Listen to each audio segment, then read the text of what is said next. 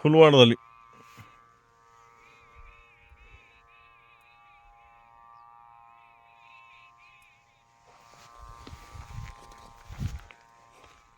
याला खरं पुन्हा 2-4 दिवसात खत द्यायला.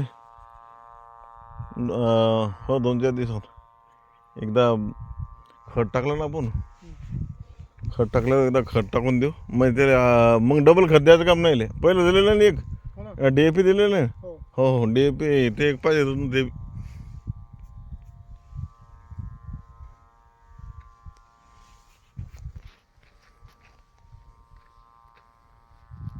एकदम जबरदस्त. ते चालतं ते याच्यावर टाकायला पाहिजे होतं आपल्या लसणावर त्याच्यावर. खताने फेकून दिलं का नाही कोण दिलं. फेकलं का नाही ना.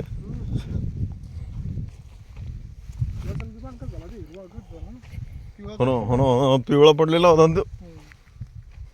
तेच तर म्हणलं. आणि ते फवारणीचा स्प्रे बी त्याच्यावर पंप मारायचा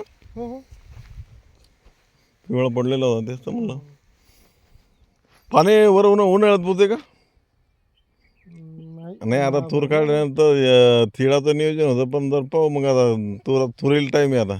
आता पाणी बंद केलं असं ना तुरीचं पाणी बंद. हो बंद बस काय करून एकदम क्वालिटी याच्यात बी आहे. आणि काही प्रॉब्लेम आहे. मी काय आता 7-8 दिवस झाले आलो नाही ना. आता खताचं अपटेक करणं सुरू झालं.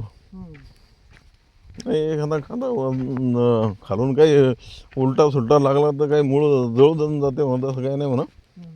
पण प्रॉब्लेम येणार नाही.